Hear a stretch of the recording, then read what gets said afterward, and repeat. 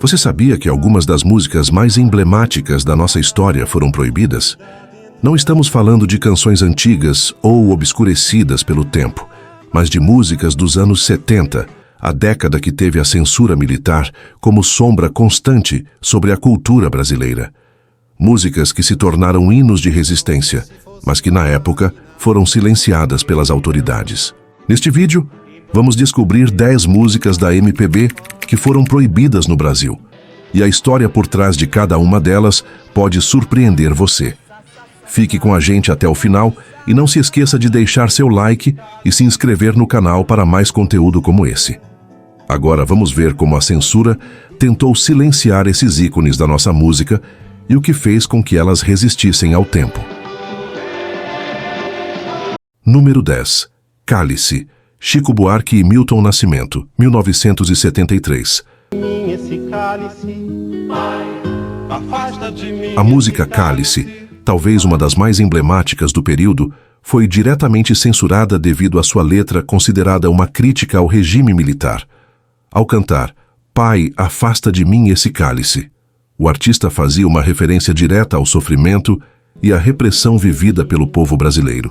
O uso da palavra cálice foi entendido como uma metáfora para a violência estatal. O que poucos sabem é que a música foi gravada com a letra original, mas durante a gravação Milton Nascimento e Chico Buarque, temendo pela segurança, mudaram a pronúncia de algumas palavras, disfarçando o conteúdo subversivo. Mesmo assim, a música foi censurada e ficou fora do rádio, mas se tornou um hino não só da música brasileira, mas da resistência ao regime militar. Afasta de mim esse cálice, pai. Número 9. O que será a flor da pele? Chico Buarque, 1976. Chico Buarque sempre foi um dos maiores expoentes da música brasileira, e O que será a flor da pele não é exceção. Lançada em 1976, a música ficou marcada não apenas pela melodia cativante, mas também pela sua letra profundamente simbólica e cheia de metáforas. A canção parece tratar de uma dor íntima, uma espécie de angústia existencial, mas quem conhece o contexto da época sabe que, por trás disso, estava a reflexão sobre a opressão e o controle do regime militar. A letra descreve alguém que vive à espera de um acontecimento, com o desejo de se libertar de algo que o prende, uma metáfora evidente para a luta pela liberdade em tempos de repressão. No Brasil, onde a censura estava em pleno vigor, a música foi considerada perigosa. As autoridades militares temiam que qualquer referência ao sofrimento e à repressão pudesse incitar uma revolta popular.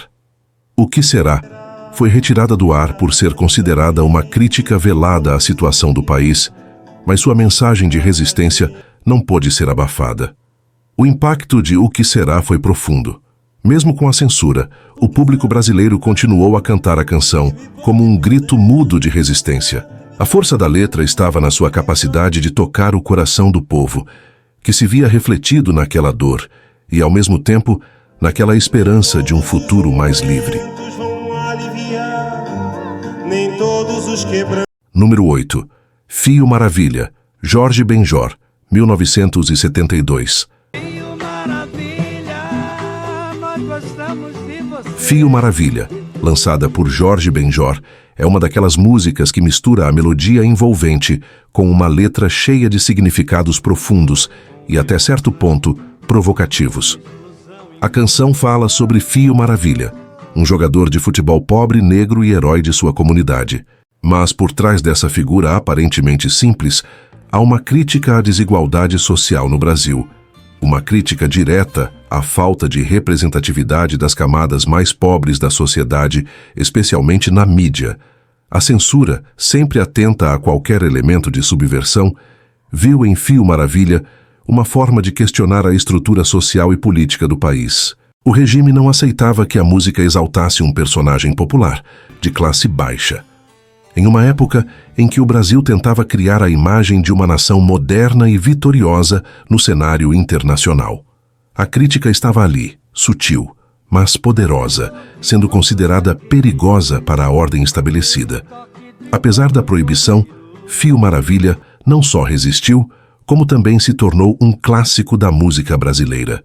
A canção simboliza a luta pela inclusão e pela valorização da cultura negra, e sua popularidade só aumentou à medida que o tempo passava. Mesmo silenciada nas rádios, o povo cantava nas ruas, e o personagem de Fio Maravilha se tornou um símbolo de resistência cultural e social. Número 7. Construção. Chico Buarque, 1971. Subiu a construção como se fosse máquina. Construção é uma das músicas mais complexas e revolucionárias da história da música brasileira. Lançada em 1971, a canção é uma crítica direta à sociedade brasileira e ao regime militar. Mas o que torna Construção tão impactante é a forma como a letra foi construída. A música usa uma estrutura repetitiva, quase hipnótica, e cada frase da letra vai se tornando cada vez mais fragmentada e desumana, refletindo a alienação e a opressão dos trabalhadores durante aquele período. A censura militar viu na letra de Construção um ataque direto à ordem vigente. Não apenas o ritmo e a estrutura da música, mas também a maneira como Chico usava a construção da frase para simular a desumanização do trabalhador foram considerados subversivos. O regime temia que a mensagem de Construção gerasse um despertar para a luta de classes, algo inaceitável em um momento em que o governo buscava controlar até as manifestações mais sutis de resistência. Embora tenha sido retirada das rádios, a música se tornou um símbolo de resistência e um marco da nossa música popular. Não só pelas suas inovações musicais, mas pela coragem de um artista em criticar abertamente a realidade do seu tempo. Construção foi uma das músicas mais sofisticadas da época, com uma carga emocional e política que permanece relevante até hoje. Bebeu e soluçou com... Número 6. O Mundo é um Moinho. Cartola, 1972. Preste atenção, mundo. Cartola, um dos maiores poetas e sambistas do Brasil, nunca foi um artista que procurou subversão direta. Sua música sempre foi profundamente emocional, refletindo a dor e a beleza da vida. O Mundo é um Moinho, lançada em 1972, é uma dessas músicas carregadas de melancolia e poesia. A canção fala sobre o sofrimento humano, sobre a desilusão com a vida e a dor do amor perdido.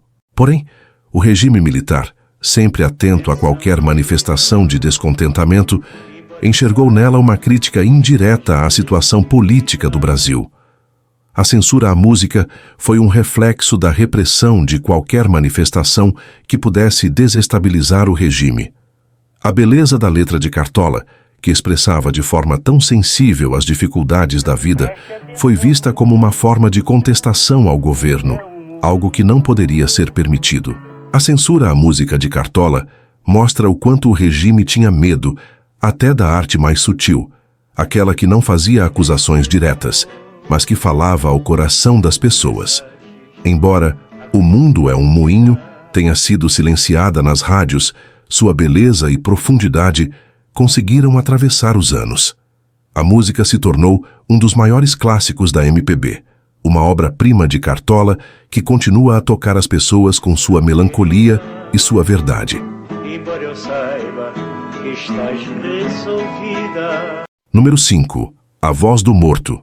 Caetano Veloso, 1972. As glórias nacionais, coitado. A Voz do Morto foi uma das músicas que mais chocou o regime militar.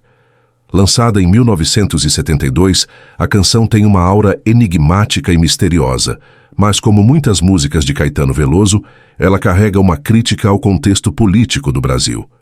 A letra aborda temas como a morte e a revolução, temas considerados altamente perigosos pelo regime. Caetano, com sua habilidade ímpar de usar a música para expressar dissidência, foi um dos maiores alvos da censura militar. E a Voz do Morto foi retirada do ar devido à sua mensagem de resistência. O regime militar não via a música apenas como uma expressão artística, mas como uma ameaça ao controle da narrativa nacional.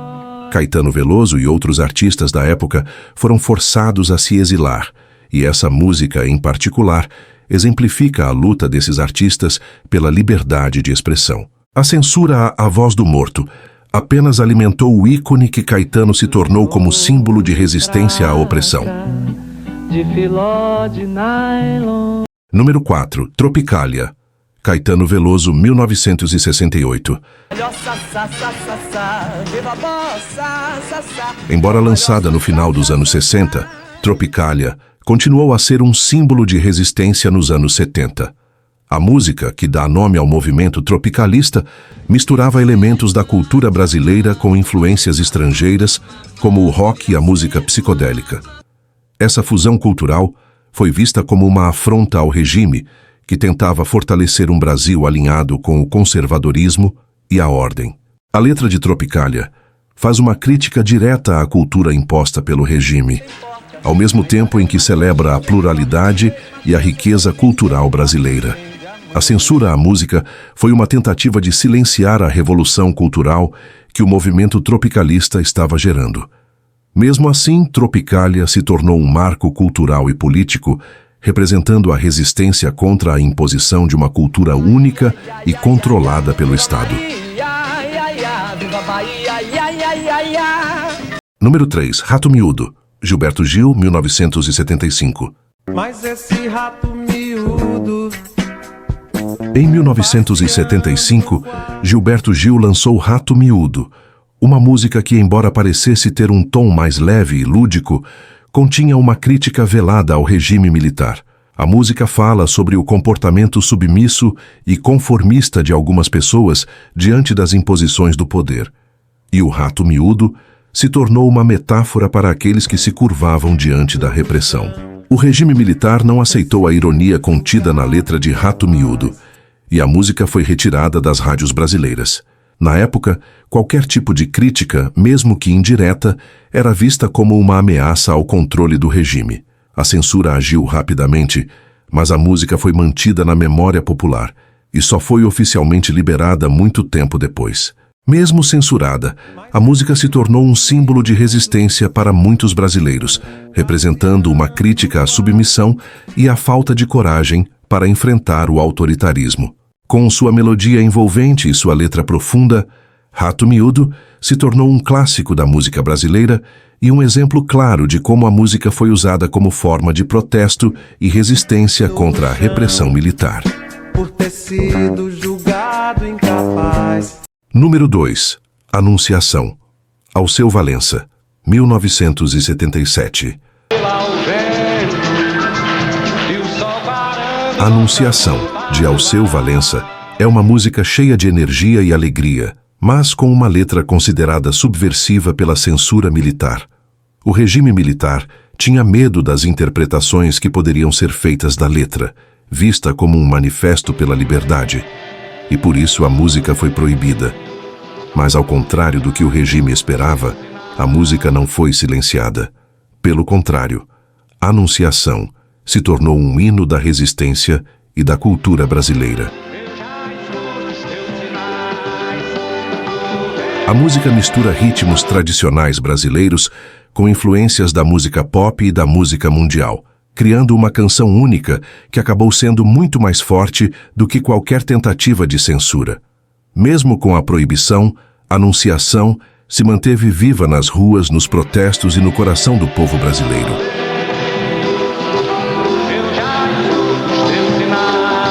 Número 1. O Leãozinho, Caetano Veloso, 1977. Gosto muito de te ver, Leãozinho. Embora O Leãozinho pareça uma música tranquila e suave, ela foi vista como um desafio à censura da época, abordando temas de afeto e liberdade de forma indireta, mas com forte carga emocional e simbólica. A música foi banida das rádios por ser considerada subversiva, por refletir o clima de resistência e pela sua maneira de lidar com temas que não se alinhavam com a moral conservadora do regime militar. A letra, doce e ao mesmo tempo cheia de sentimentos intensos, tornou-se um símbolo da luta pela liberdade de expressão, mostrando que até mesmo as músicas mais suaves poderiam carregar mensagens poderosas contra a repressão. Gosto muito de você, Leãozinho. Essas 10 músicas brasileiras da MPB proibidas pela censura do regime militar, continuam sendo um símbolo de resistência e da luta pela liberdade. Embora o regime tenha tentado controlar o que o povo ouvia, a música brasileira sempre encontrou um jeito de resistir, se reinventar e lutar pela liberdade de expressão. E você, o que acha? Quais dessas músicas você já conhecia e qual delas mais te marcou? Deixe seu comentário abaixo e compartilhe com seus amigos. Não se esqueça de se inscrever para mais vídeos como esse. A música nunca morre, ela apenas se transforma.